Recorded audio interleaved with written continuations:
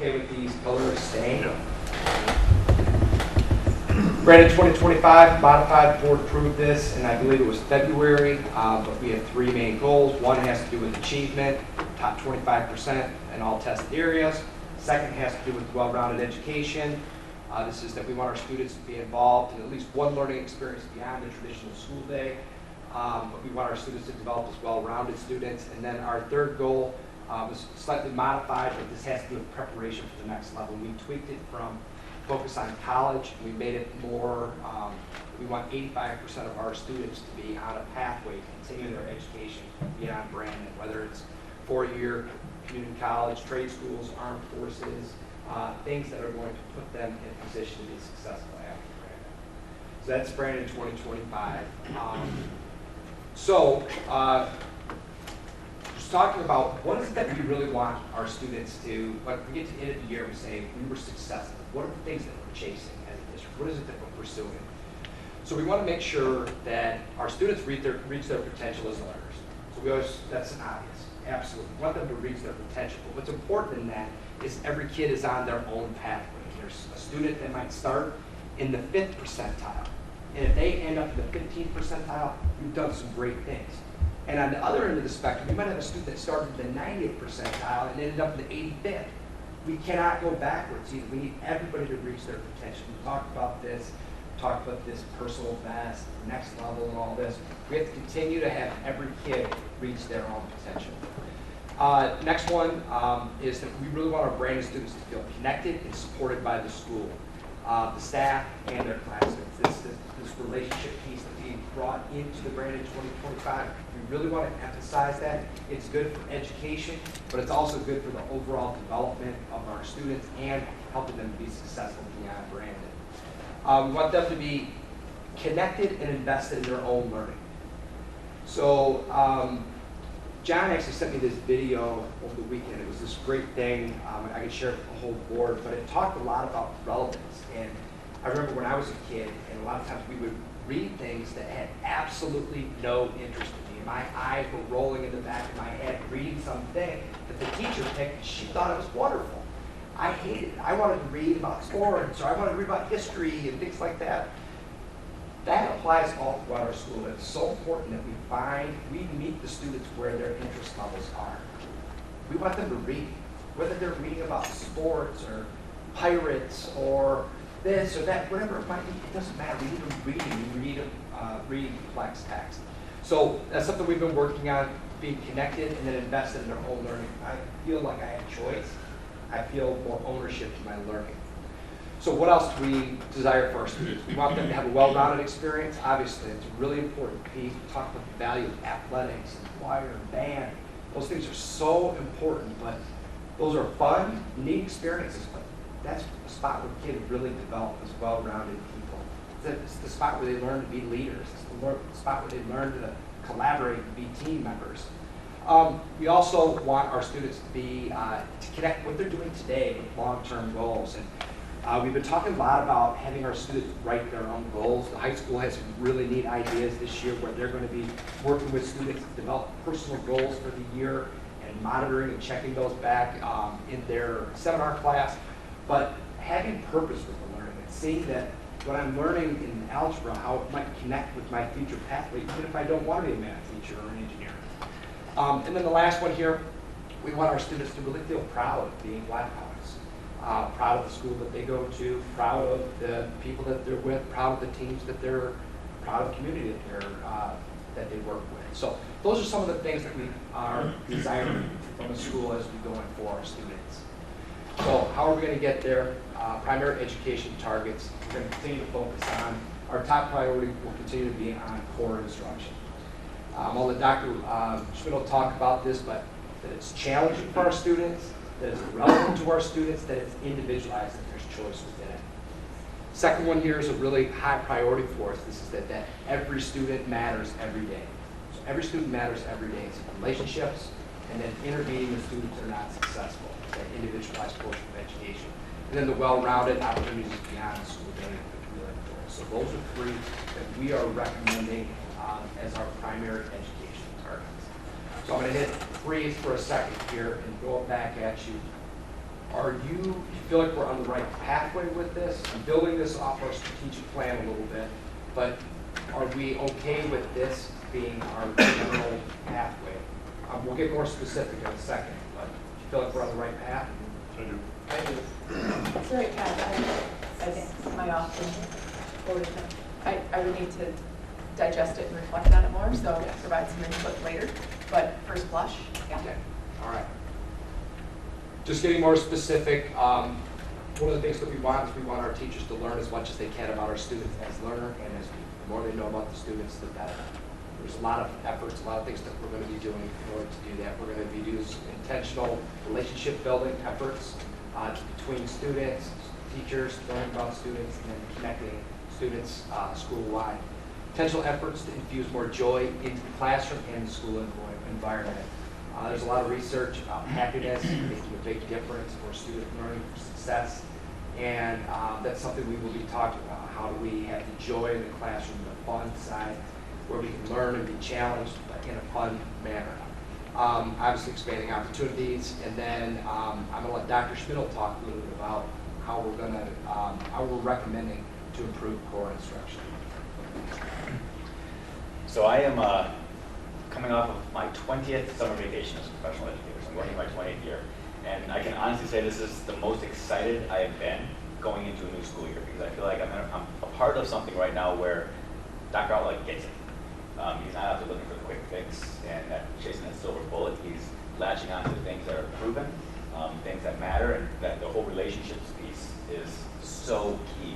Getting back to what really matters in schools to help us get some of the amazing academic successes and some of the quantifiable data that we'll talk about at the regular meeting in a little bit. But drilling into some of the specific things that we're really excited about coming up into this next school year. The first one on here, we say early frequent, regular identification, and intervention. In schools for the last 2 decades, we've been really good at identification of students. We're really good at throwing labels on people. The follow-up to that is doing something and then tracking that at regular intervals to make sure that what we're doing is actually working. We're not looking at the treadmill approach. We're looking at frequent and regular identification and intervention, and then changing course if things aren't working. And we built protocols in with some of the new positions or positions that we've changed up a little bit. For example, academic interventionists at the middle school and high school that are focused on ELA and math and that affective part of being a student. Because sometimes it's an academic deficiency that might have a student struggling. Sometimes it's motivation. Sometimes there are outside factors at play. And we're looking at having interventionists that really tackle all 3 of those components, ELA, math, and affective. By having daily connections, and Dr. Outlaw talks about often, is that these people are not in their office just running spreadsheets. Literally during passing time, they got a quota. They got to go out and shake so many hands, talk to so many kids, connect with so many individuals on their caseload, if you will, during passing time, during lunchtime, not just pulling kids out of that core instructional time, but really connecting with them to make sure we know who they are as people. Working with small groups, bi-weekly screening, making sure that we're making progress, and then connecting back to the admin for accountability at least once a month. The academic coaches at the elementary level, you already know quite a bit about this, but tweaking and enhancing some of what they do. Not only working with teachers and being that the person on the side and co-teaching with them, not just doing small group and instruction as interventions, but working with all kids as well through this literacy intensive, making kids excited about reading, not just having kids go through phonetic activities and looking at fluency, but getting them excited about reading so that all kids want to be readers. And then the other half of their day being interventionists, again, meeting with their administrator monthly to connect and make sure that they're on the right track. The other piece, more programmatic, again, you are well aware of all of this, but really trying to make sure that we are reaching out to every single kid so that every single kid understands that there's a pathway for their success. That not going to college is not a stigma against you. That you can be extremely successful doing a variety of things out in the world. And it's up to us as the professional educators to know what those opportunities are. I mean, for example, this Wednesday, the administrative team for our admin outing, we're heading down to downtown Detroit, going to Rock Ventures, which is basically Shark Tank for capitalists down in Detroit, and you go into Snapchat so we can figure out what some of those soft skills are and what's current in the work world so that we can bring that back to our teachers. You talked about the seminar at the high school.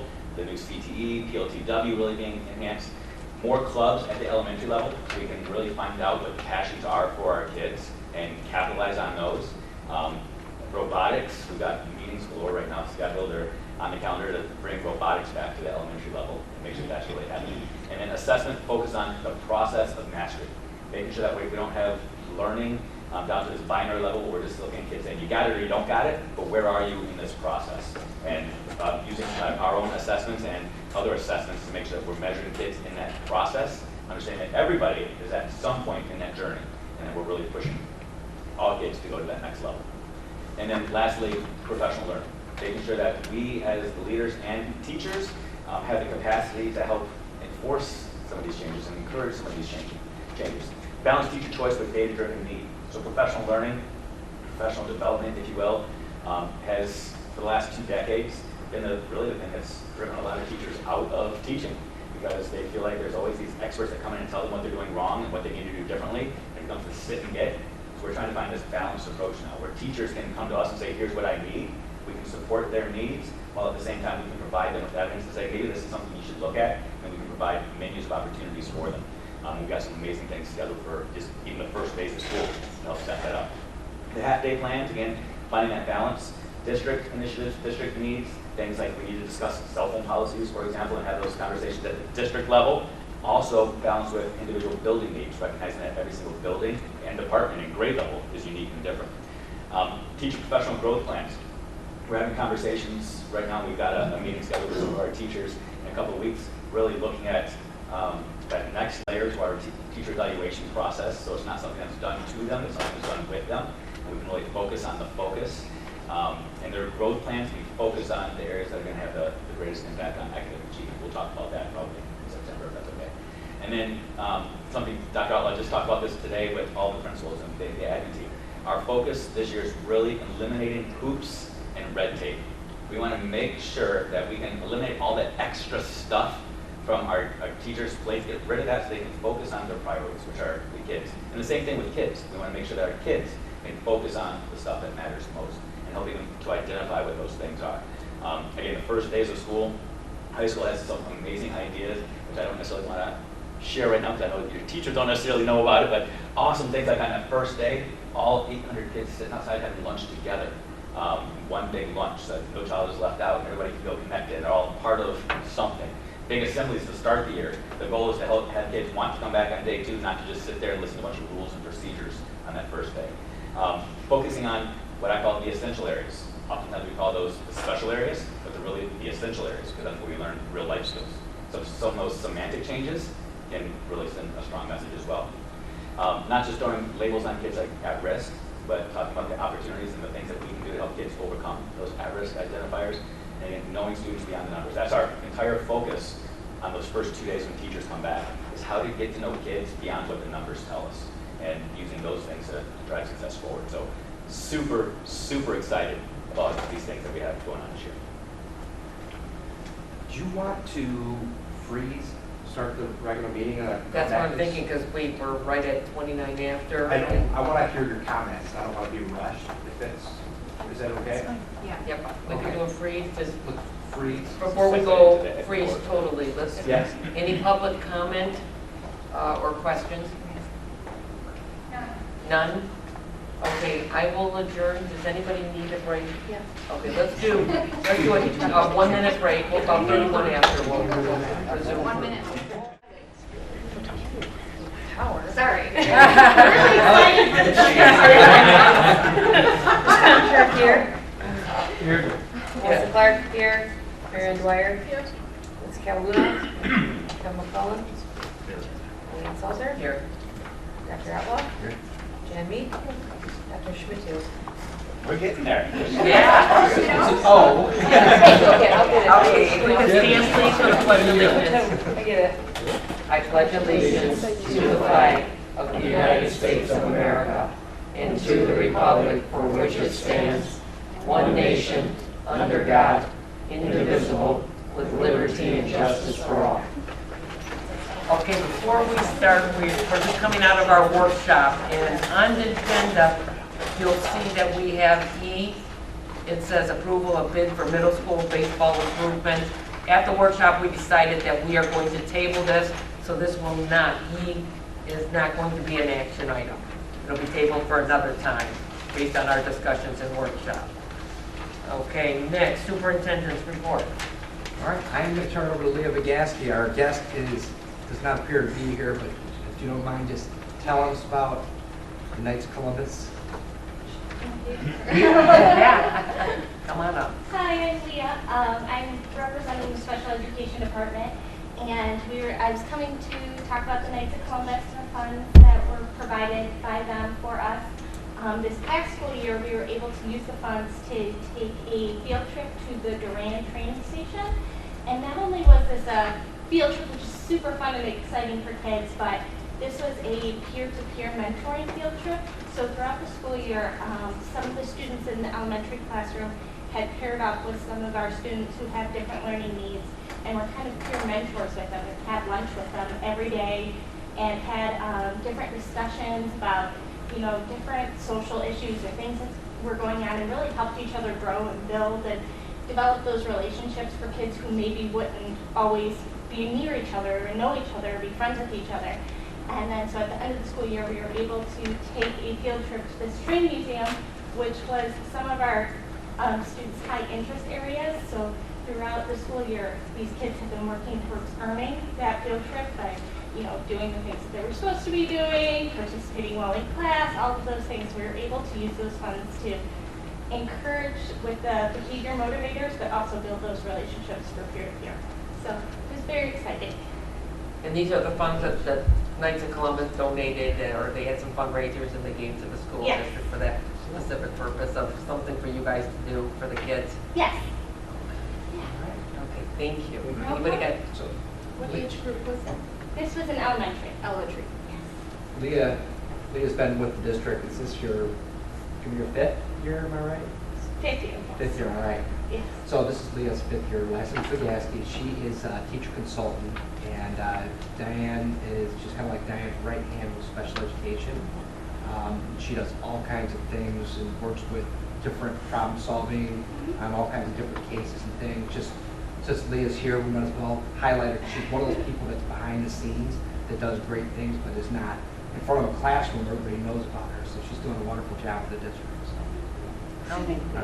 Thank you, Leah. Nice to, I was gonna say, we haven't seen you here, so. Yes. All right. Nice, All right. thank you. Thank you, Leah. Okay, if you want to continue with what we did here. I think if we could, we do a break in the education report. Okay, then it'll perfect. flow in. Okay, next I have public comments and questions on agenda business. Nothing? Nothing. Okay. Nothing? Okay, next I need an approval of the consent agenda. I move that we approve the consent agenda as stated. Second. Okay, all those, any discussion on that? Okay, all those in favor say yes? Yes. Yes. Any opposed say no. Motion passes. Okay, information and discussion items. Board of Education Committee reports, does anybody have any? I don't think. Okay, there are none. Finance report. The only thing I have tonight is the auditors have finished their field work, and we're doing follow-up back and forth, but no surprises. Just a little bit more this year with our construction projects going on, so I've got some follow-up work with them, but they're here about 2 weeks, and they will be here at the September meeting to present the audit. But like I said, no surprises. Budget, about what I expected on the budget surplus, so just let you know everything is good. Any questions for Jan? That's good news, thank you. Okay, education report, Dr. Dave. All right, we're gonna jump back in here. Yeah. So for those of you that weren't here at the workshop meeting, started a presentation on with Dr. Outlaw and had to pause it because of the timing, so I'm gonna jump back into that, and then we'll also share the stuff that was officially on the agenda for the regular meeting. So do you want to continue on, and I'll jump back to the other? Yeah, that'd be great. I think everybody was here, but let's go ahead. So we walked through, I'm going to just briefly go through here. We just walked through the district pillars, our Brandon 2025 goals, some of the things that we're targeting this year. We're really focusing heavily on relationships and connections for our students, relevance of what they're learning, connecting that to the classroom as well. And our three primary focus areas, that we are recommending is focus on high-quality core instruction, looking at making sure that it's rigorous and challenging for students, relevant to students, individualized. Every student matters, that's the relationship piece, and then a well-rounded experience. And then Dr. Dave talked about some of the different specific things that we're doing with our teachers, with professional learning and whatnot. And where we're left off here is, these are some of the things, I've tweaked these slightly, but I've had these for the last 5 years, things that we all have to do in order to be successful as a system. It's everybody in the system. We all have to strive to be our personal best. We always talk about the students being their personal best, but we have to be our personal best in whatever we're doing. When we get to work, we walk through the doors, we've got to be awesome. We've got to bring our A game every single day. The kids need it. They just are relying on us, and we need to be good. Every day we got to be striving to get better every day. We have a limited amount of time with our teachers and students, so we need to make sure that we maximize that time. We talked about that for the last 5 years, but it's a really important piece of the puzzle. Daily intense reflection. I always talk about the difference between anybody who's good at something and anybody who's great at something is the intensity of reflection. Those people that are good in any profession are people that are constantly looking for ways to get better, to improve, reflecting. They did something well, and they look at it and they say, how can I do it even better? So I think it's important for us as a system to be committed to getting better every day, and reflection is the pathway to get there. One that we're going to be talking about a lot this year is we need to know our students as well as possible, and then use this information to best educate our students. That is going to be a really important piece for us. We really think that that's going to be a key of our success this year. And then the last one, we always talk about this. This is something I think we all believe in, but we have to deliver results. At the end of the day, we can be the nicest people, we can do things the right way, all this stuff, but at the end of the day, we have a job to do. We have to get the job done. So we need to deliver results. We need to avoid making excuses as a system. Everybody can come up with excuses for different things. At the end of the day, we need to overcome those things. We need to be committed to doing the best job possible for the students in this district. And so those are things that we believe in and we think are really important. We'd like that to be part of our plan. And at this point, I would turn it over to the board to ask questions, suggestions, things that we're missing. What things? I have just one. A couple slides ago, you had talked about taking all of the extras out of the way for the teachers so that they don't have to worry about it, really clearing it out so that they're not wasting time that way, eliminating. What does that look like as far as what you're looking at for testing? Because right now, I know at the elementary level, boy, are we wasting some teacher time on some extra testing. So how are we going to sneak that up? Modification here already. You need to get addressing that, so sure. A few things. I can tell you one simple, tangible thing that you'll appreciate is, in the past, NWEA testing was the fair for all teachers. And it was 3 times a year. This coming year, we're going down to 2 assessments rounds of NWEA testing. We're going to do one late fall once we had a chance to really get to know our kids, again, beyond those numbers. And we'll assess them late October, beginning November, and we'll do it again at the end of the year. So only 2 big assessment windows for NWA, eliminating that one at the beginning of the year that inhibited us from getting to know our kids. Also, one that, again, we'll come back to this in a couple of weeks, but even the fact that the teacher evaluation process. For those of you that aren't aware, the teacher evaluation rubric has 22 indicators. So every single teacher is scored and evaluated on 22 indicators that have 4 rankings for each one. So really 88 things that every single teacher is evaluated on every single year. And what we're looking at doing this year is saying, let's just focus on focus. There's research out there that says here are the top 10 indicators. Let's just focus on those. And those are going to be the intentional focuses that we have for all of our teachers this year. As opposed to focusing on 88 things, let's focus on 10 and do those right. Are some of these changes for getting rid of the red tape, and I have the exact same question, so thank you. Are they a culmination of kind of doing a listening tour of the teachers? Comments and thoughts and Yes, what they would like to see, what their obstacles are without, something like there's stuff we all have to do. Yes. We don't want to do that sort of thing, but the legit, here's what stands in my way and takes time. I'm assuming this all came from a listening tour. If I can step in real quick before you go, I'm going to toot Dr. Outlaw's horn a little bit because I think this is mid-year review part. But one of the things I really appreciate him is sometimes I'll come to him with big ideas. And I'll say, here's something that we can do, and it makes my life a whole lot easier. And he comes back and says, hold on, but the teachers have told me something different. Here's what the teachers really need, because he has an ear for the teachers. He's meeting with them all the time. He can tell us exactly what the teachers want, need, and the direction that they're going. Now, you go right ahead. Well, I think one of the questions that we asked the administrative team this year, we talked about this profession and how it's changing. Today we talked about it a little bit. A lot of us are 20 plus years in this profession. We talked about how the profession has changed so much over the last couple of decades. And I talked about this piece about this joy in the classroom. And some of these mandates and things that have come from government, from federal, state, wherever these things are, a lot of those things have taken some of the joy out of the classroom. And that is feedback that has come from teachers in different forms. Some of this is just taking yourself and putting yourself in the shoes of the teachers do. The teacher evaluation process is, I want to be careful on this, but it's not a fun process at all. It should not be something that is a miserable experience.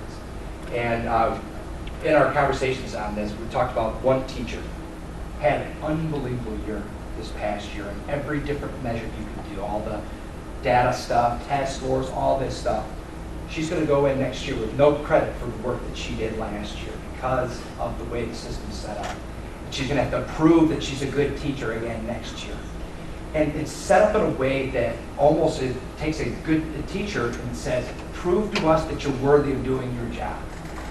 And it cuts back to the spirit a little bit of this. And our thought is that if we can shift our focus on some of this, we might be able to get back that reflective practice that we want. We want the teachers to really feel safe and vulnerable, be able to say, wow, I really need to do better at this. And really focusing on the things that matter most. But at the end of the day, to answer your question, yes, this comes from conversations with teachers. A lot of this feedback.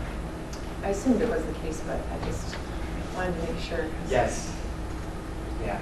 It's not just branding. This is the profession right now. It is a conversation that's happening across the country. It's a reason that we're seeing shortages in teachers.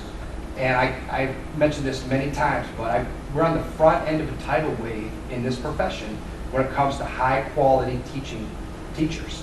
We're already seeing it in certain areas, but if you look at the number of people that are enrolled in education schools, things like this, people don't want to come into this profession. A lot of it has to do with how the diminishing of the joy of the profession. So for us, what can we do here in Brandon? We can make this not only a great place for kids, but we can also make this a great place to work for our staff. And I think that would be beneficial for us as a system, help us retain and recruit some of the best talent that we need to be successful. So that's kind of some of the thought process. I think what the teachers get, they get resentment, their low self-confidence. I mean, it's like a combination of things that's not good for the classroom. And, you know, I think there's time, and I think it was a lot of the mandates that people from Washington, Lansing, or whatever, or Lansing, instilled that has taken away from teachers really getting to our kids and teaching. One of the things that we've said often over the last year is if you give people a wave, you don't have to work on trying to get their buy-in. And what we see is us as educators, we resent sometimes Lansing, we resent Washington. We say those people don't have any idea what it's like in the trenches. We also recognize that sometimes teachers feel that same way about us because even though it's just been a few years, it's been a while since we were in the classrooms, and they can look at us and say, you don't know what it's like to be in our rooms. So anytime you can get their voice and say what it is that they need, you bring some of this life back to the classroom, it's pretty powerful. Or what's the commercial? Just because you were a passenger in the plane doesn't mean you can fly the plane. Right. You know? Yeah. I, for one, am glad that you're doing this because in every industry, this is something that is a buy-in factor. Any industry that we all work in, that is something. I need to have my employees buy into the thing. We have a hashtag trust the process, and it's all over our company. Just trust it, buy in. So I'm glad that we're doing it on this level, and we're listening to our teachers, and we're molding that into what we're going to represent as a district. So I'm very excited to see this move forward. So. I have to say I love that the theme this year is about relationships, and I think the only thing that I don't know if I remember seeing in this presentation is the parent part of it, where I know for myself when I walk into the building and I can connect with those staff members, it changes my kids' experience in it and to making sure that that connects. And I know a lot of the staff members already do it. I think Amy, who's the custodian at the Oakwood, she just retired, and I asked my kids, who's your favorite staff member? Every time it was custodian Amy. I mean, like across the board. But it was that made it special. So making sure that relationship is really focused on all staff too. I'm hoping when you talk about those safety nets, that's especially early on too, that's where the parents get hopefully brought in and help be part of the process. One of the top 10 things that's on that list for evaluation is communicating with families. It's that connection with families. That is Two-way communication, not just two-way. sending information out to parents, but soliciting it back so we can actually change behaviors and change outcomes. Anybody else, questions, concerns? Thank you. So we're okay with us proceeding in this direction right now? Sure. Yeah. Want me to transition into that? Okay. So it's a good segue, and it saves me from having to do the awkward segue that I was going to do. I was going to start off by saying there's good news and there's bad news with today's presentation. The good news is we have some of our academic achievement scores from the state. And that's amazing. You're going to be able to see some great things. Bad news is the state is still embargoed those scores. So because it's a public meeting, I can't really share with you what those scores are. But because we're at this time of the year where we need to actually start making some decisions and making changes and endorsing some of these ideas and concepts, we need to give you something that you can latch onto. The states, just to tip their hand a little bit, this summer they're dragging their feet a little bit on lifting the embargo. Because if you haven't been following the news, the new accountability measure takes effect September 1st of this year, where we're now going to have 2 accountability measures for every school and district in the state.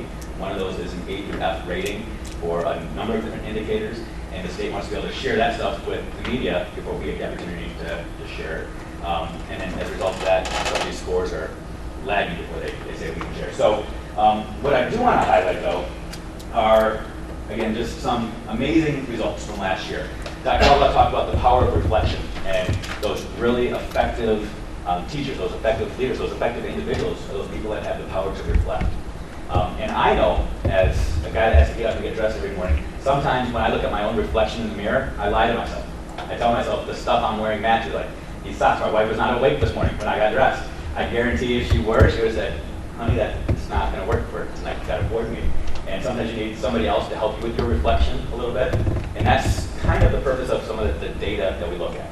Sometimes the data tells us a story that's slightly different than what we see when we simply look at ourselves in the mirror. We think everything is great. The good news is we are seeing a lot of great data. The data is a small piece of the puzzle. When I talk about data, I'm using that quantifiable piece of the data, so we're all there just talking about the numbers. But we understand that as educators, we're not focused on just chasing scores and changing numbers. Our goal is to change destinies.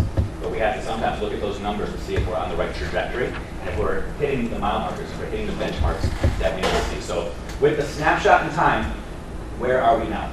Well, the good news is if we just look at this, this is B, slide presentation B. A had lots of other numbers in here.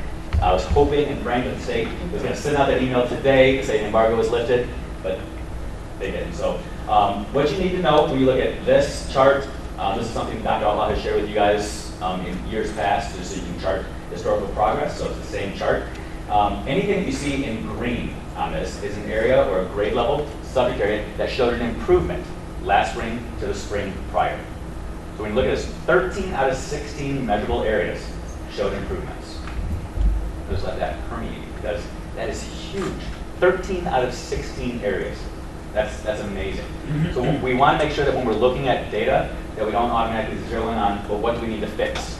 Because there's always an opportunity cost. When you start focusing on one thing, you lose sight of something else.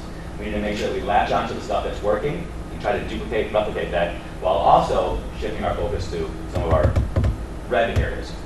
We do have 3 areas of red when we look at this chart that will come into play on the second chart as well. So this is year over year. Again, this is not cohort data. This is 3rd graders 2 years ago versus 3rd graders last year. 4th graders 2 years ago versus 4th graders last year, so on and so forth. But 13 out of 16, powerful. So what does the cohort data look like? I know this is kind of funky. It looks weird with those arrows all over, but again, I had to try to show you something that didn't have actual numbers on it. Some of these numbers I'm free to share because they've been shared publicly, and some of them I can't share. Good news, if you follow the colors, so I'll call it periwinkle, the where it starts in third grade, 41 in 2018, down to the other periwinkle one, those are cohorts. So with this one, you can simply see, did the cohorts increase or did the cohorts go down? The green indicates that a cohort showed an increase. So we were working with that same group of kids, comparing year over year, and we saw that that cohort of kids showed progress, or that cohort of kids showed a decrease. Hopefully, again, next time we get together, I can share those numbers so you can see how dramatic some of those increases were and how slight some of those decreases were, because that's really what we're looking at. Some of these increases were huge. We're talking double-digit gains for some of these. So it's powerful stuff. And again, thank you, State of Michigan. I can't necessarily tell you exactly what the results are, but we look at this and we can say we are making some positive changes. And internally, we know what these numbers are, and internally these numbers have been shared with principals. So principals are able to make plans, and we're having great conversations about some of our strengths and some of our struggles. So what are some of those strengths and struggles? I'll just give you the highlights without the actual numbers, and hopefully you can just trust me that this stuff is accurate. Celebrate successes. Some of the successes, 3rd, 4th, and 8th grade. Now, I'm not talking ELA versus math. Those grade levels showed huge gains everywhere, which is awesome. I'm a firm believer that good teaching is good teaching. That you can teach the skills, you can teach the mindsets, the content can be funneled in. And we see that with 3rd, 4th, and 8th grade. Great growth, great gains. And this is actually what we saw when we looked at those fun quadrant charts in the spring. We got to see a lot of those kids up in that top right corner and fewer kids in the upper left corner. We saw the same trends. So we know that the scores we're seeing on MSTEP and PSAT align with NWEA. Seeing huge successes from some individual teachers as well. And we're tapping into those teachers this year to actually lead some of our professional learning with our other teachers to say, give us what you got. You got some secret sauce, you got some magic, what is it? And the fun thing is, when I talk to some of these teachers, I've talked to all these teachers, what they keep telling us is, I just know my kids. I know what my kids need. And that fits in with the theme for the year. So we're using them to tell us, how do you get to know the stuff with your kids? They don't talk about knowing the quantifiable numbers and the RIT scores and all that. They know what their kids need, they know their passions, their interests, and they're helping share some of those protocols and techniques that they use to get to know their kids. What are some of our struggles? I don't want to sugarcoat it. We do have some areas that we have to refine. One of those is middle school math and middle school ELA. We did show some declines in 6th and 7th grade math and ELA this year at the middle school level, and we're really drilling in and trying to tap into those. I put in quotation marks at risk. I want to always put that in quotation marks, so that's a state word, not a me word. An at-risk student, I was an at-risk student, according to all definitions. An at-risk is a label that they give on, that they give us some of our kids, but reality is, our kids that have that label, or our kids that have a label of having an IEP or special education students, are not showing the growth or the gains that we would like to see. Like Dr. Otwell said, we want to focus on those kids at the 95th percentile and move them up to the 98th. We also want to celebrate those kids at the 5th percentile and move them to the 10th or the 15th. We want kids on all parts of the spectrum to show gains. And right now, we're not seeing the growth that we would want to from those, which takes us back to what we talked about that first presentation today, making sure that we're measuring the interventions and protocols we have in place, and not just putting labels on and then moving forward. We want to make sure that we're constantly revisiting what works. And I read here, focus on the focus. And the focus that I have on here are 3 areas that the state of Michigan has defined as our focus, based off of research, and now we have funding tied to these 3 areas as well. First one is 3rd grade reading. We have to make sure that all of our kids are readers, engaged readers by 3rd grade, and that we have a true understanding of what it means to be a reader. A reader is not necessarily somebody that can just sit down and independently decode the text on a page.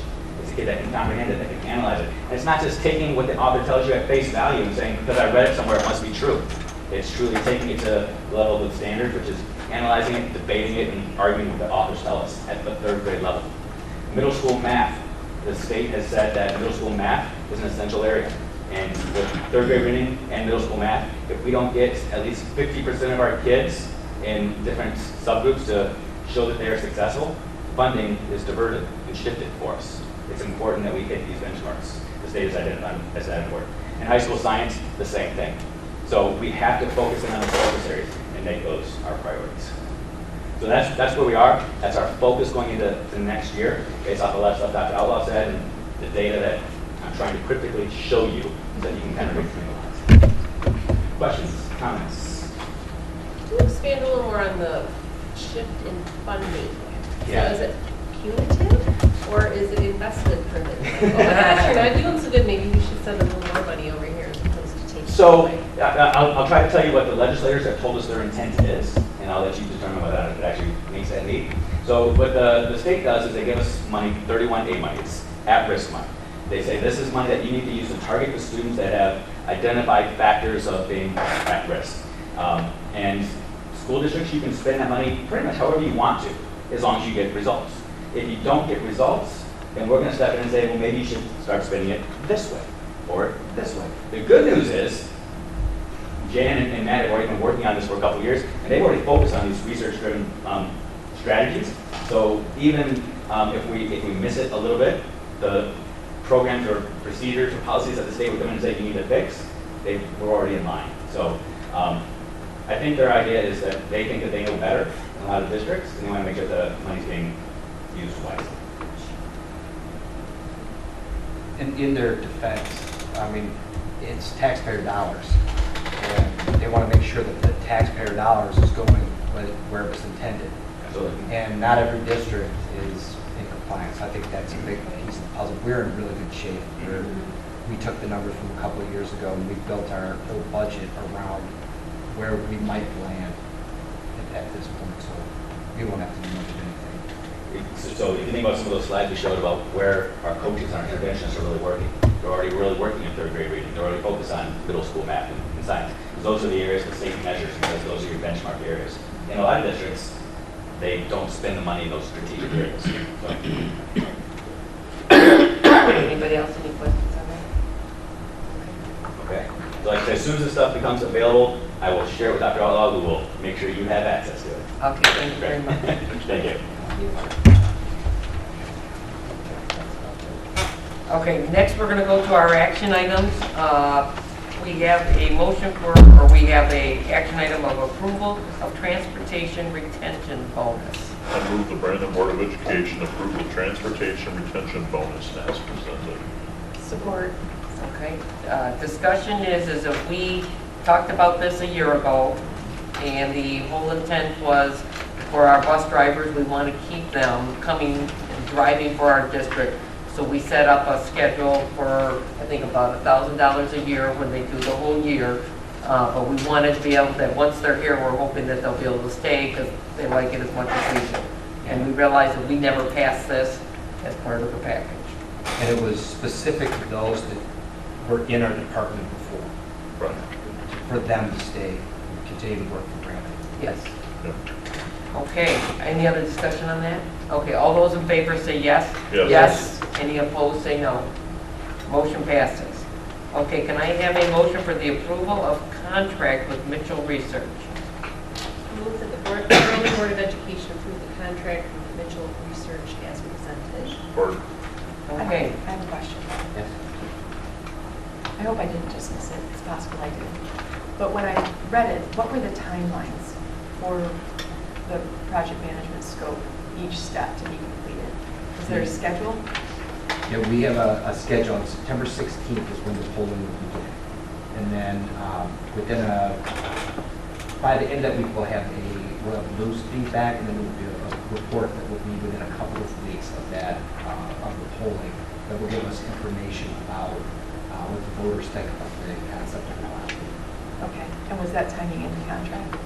I I know the fees, payment of the fees is split up in accordance with completion of certain steps, but No, it's we just. did not iron down that time in the Okay. contract. Right. We did in our. Right, there's an understanding of. And planning. We'll start on, it's the week of the 16th is when the Okay. polling will take place. All right, thanks. Yeah, absolutely. and if you could give a general idea to people that are here with, So, as the board has been discussing for quite some time, we're looking at doing a bond in March of 2020.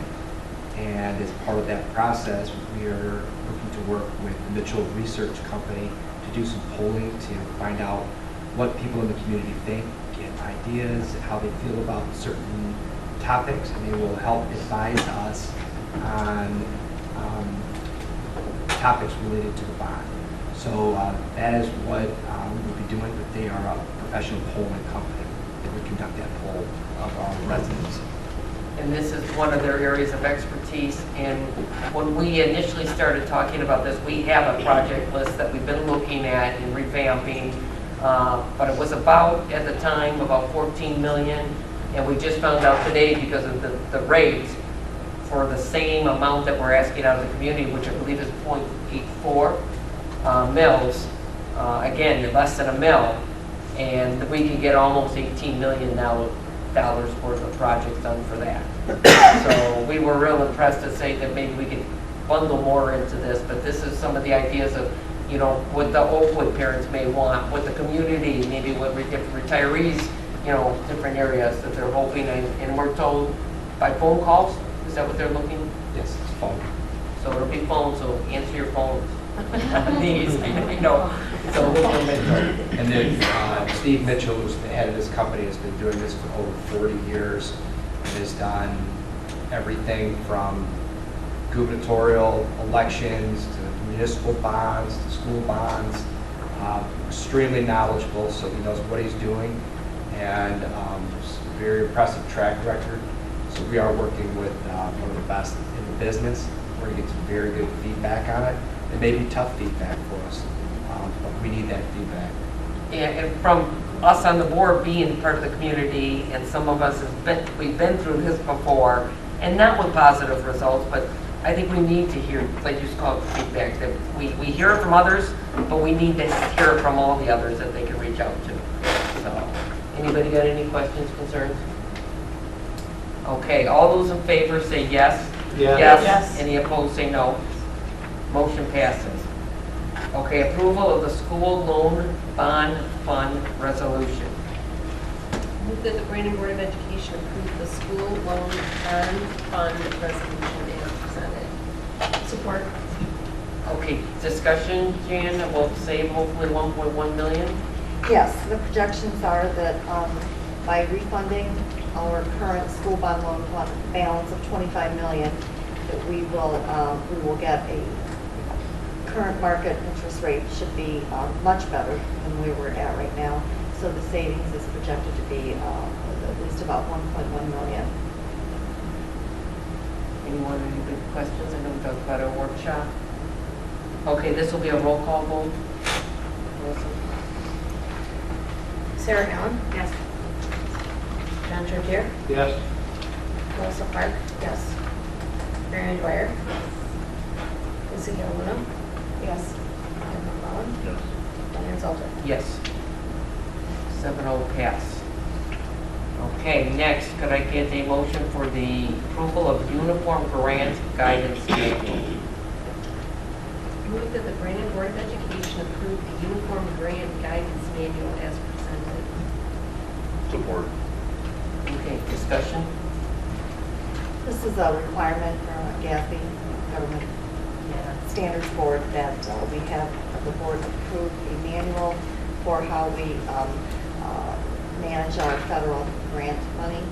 So it's everything we do, how to internal controls and all of that. So we've actually had it in place this year, and getting board approval is the requirement. Is one of the questions I had reading it. Yeah, It's a good time. kind of long. That's a good time right there, yeah.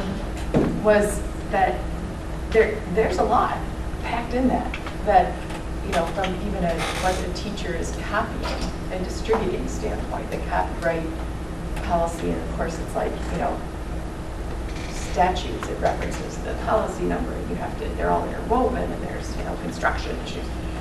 And so, you know, if this is the policy we adopted, given how packed it is, not that anybody wants to, but is there a education component of, hey, everyone, this is our policy? Because there's a lot that hits the road in a number of ways. Yes, in the big things, on how anything that has to do with money going out. Right, Obviously, there's all the hoops they have to jump through to do that, and then the auditors come in and test to make sure we're actually doing what we is in the manual. Yes. Every little minutia, no. To be honest, I mean, if we, some of those things don't pertain to teachers. So whenever something is applicable, then it would be when I would discuss it with the principal or whoever I needed to make sure that we were, ultimately, I'm responsible to make sure that we're following those guidelines. Yeah, Yeah. Very compliant. yeah. Right, we're in compliance, and that's what the auditors make sure as well. Okay, Yeah, and they would let you know if we weren't. there's a lot in there. There's a lot, yes. Yeah. It was fun putting that together. I'm My sure. team, yeah. It's you're the hoots and Yeah, hollers. basically. Okay. We did it a little bit at a time. Yeah. But, yeah. And then I would just mention one other thing, I think there, and I might be wrong in this, but the way I read it, while it's titled for Brandon, I think that throughout the document, you might want to take a peek at how, if Brandon School District is referenced, because there seems to be a, Did we miss some? Okay. just take a peek. Okay. Well, we did, we went through every The page. meaning is all there, no big Okay. deal, but just Yeah. like a search. Oh, that's very great. It's all good. Well, It's all good. I thought I had proofed it all. No, We I- worked on it as a team, and then they actually Understand went in that. and No, did it's not a criticism, it's just like I need my documents to look at. No, I get it. I'm impressed that you read it. Ready for the kids, Yeah, in fact. impressed. I'm thrilled. That's awesome. Okay, any other Thank you. discussion? I'll look at it. It looked really good, though. I'll look at it. Thank you. Okay, all those in favor say yes. Yes. Anyone opposed, say no. Okay, motion passes. Okay, next, could I get a motion for the approval of change orders? Move the Brandon Board of Education approve the project contract change orders as required to be approved prior to September 1st, 2019, not to exceed $100,000 in total. That was, before we go, my confusion was is when I said that little variable between 87, 90, they said, no, we only have to approve the 35. Oh, well, no, we have to approve both. Okay, We have to take on the action that's on the agenda to approve those change orders equaling the $52,027.09. Right. We need to approve those, but then we have, Additional. per John's, the range of an amount not exceeding the 35 for additional. I think And that's a so- separate action. It's a separate action. Oh, that's a separate That's a action. separate action from Okay. this. So in my opinion, We do the way it should shake out is we approve what's on the agenda, action item, as approving the change orders as presented, and then we are adding another for the action 35. item for up to 35 in the aggregate. Okay. So, Would you be able to reword No, it? go ahead. Okay, Lisa, would you be able to word it? well, let's take first one first. Yep, the 50, Yeah, whatever. we need to deal with what's presented. Okay. I think that's the proper way according to the rules. So, move the Brandon Board of Education approve the change orders as presented. Support. Okay, discussion is that will be for what we talked about last month, which is up to the, like we said, 53,000. So we've got hopefully no confusion on this. Any questions on that? Discussion. What's presented? How much? It's 52. It's 52. So, okay. It's Those across, are actual yeah. concrete change orders. Right. They're That was in among hand. 4 or 5 different Mhm. items. They were in the packet. They were Right. part of the public meeting. Do you want to, I have it right here. Do you Go want ahead. it? Oh, So my point, I guess my point was, is that as presented refers to something elsewhere as opposed to it spells out the dollars of what we're approving. That's my point. As So, presented was, had dollars on it, on a document. but I could also say as presented by John earlier, that we need another $35,000. Presented means what? Well, tell you what, however you wish to do it, I think it'll be great. However we should do it, I don't believe that saying as presented is clear. Okay, so if we were to add, move the Brandon Board of Education approve the change orders in the amount of 52,000, someone help me with my math, if we're going to be exact, $52,027.09. Well, if we're going to be exact, as presented, what's the I'm amount? exactly, Sarah's I'm on. exactly. I have to say, I agree, I think the amount needs to be there. We typically do. There we go. Did you 52,027.09? That's what I got. Okay. Okay, so, two false starts, third one to go, right? Move the Brandon Board of Education approve the change orders in the aggregate amount of $52,027.09 as presented. Support.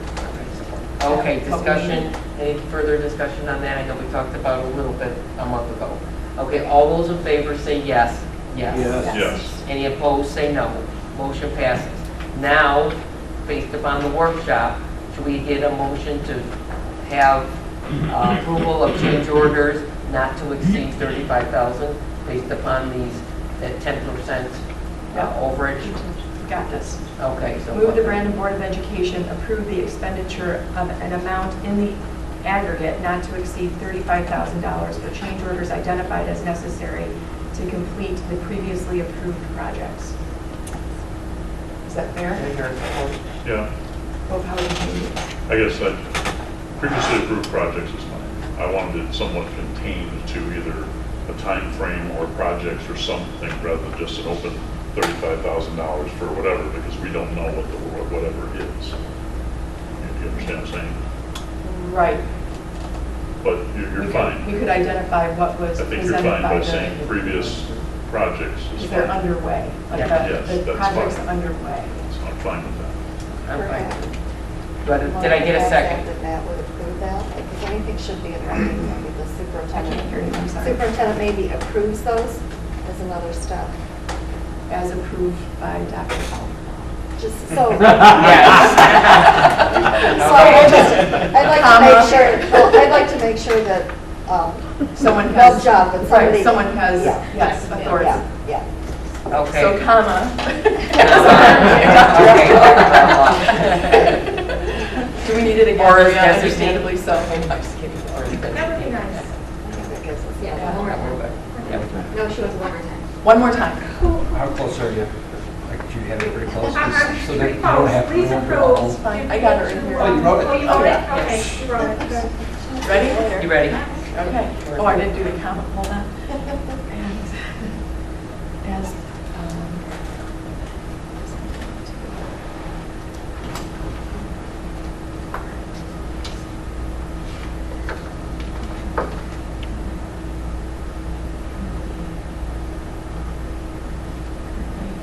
underway, I want to get your point in there too. Okay. Open to edits, but here we go. Move the Brandon Board of Education approve the expenditure of an amount in the aggregate not to exceed $35,000 for change orders identified as necessary to complete the projects currently underway, comma, as presented to Dr. Outlaw for his prior approval. Support. Okay, that's what I was waiting on. Thank you. Okay, any discussion? I know we talked about this at workshop. Okay, all those in favor say yes. Yes. Yes. Any opposed, say no. Motion passes. Thank you. Thank you. Okay, next, we have citizens input, but I know we have Mr. Gary Putt. Do you want to come on up? Here, Mr. Putt, do you want to come up and talk about Knights of Columbus? Sure. I apologize for being late, but I work in Troy and Oh, Everybody's having that trouble. anyway, I've been here, I don't know how many years now, at least. And, but the Knights of Columbus, every year, it's always on Palm Sunday, we have our mentally impaired MI drive called the 6-year-old drive. And where we collect money, and all the money we collect goes to the mentally impaired. And one of the recipients every year is Brandon Special Education. And so I have a check here for $1,378.25. And I'm not sure who I give it to. There's Leah. Right behind you. Leah. Oh, there you are. Oh, okay. Thank you so much. You Oh, have no thank idea. you. Our kids really enjoy. We use it for a lot of field trips and bonding experiences, and Oh, is that- it's It's our Really, pleasure. we really Always our appreciate it. pleasure to do it. Thank you, thank you. Okay, thank you. And Thank you. Mr. Okay. Putt, I know. Mr. Putt, Yes. What she did is when you were scheduled on our agenda, she reported that what they had done with the money from last year and how it was a great experience for all the kids. They were at the Durant Train Museum and up there wandering around the village there. But thank you very much. I'm glad. And to the Knights, thank you. Okay, thank you. Okay, take Thank care. you. Thank you very much. Night. Good night. Good night. Okay, anybody else, citizens input? Okay, meeting is adjourned.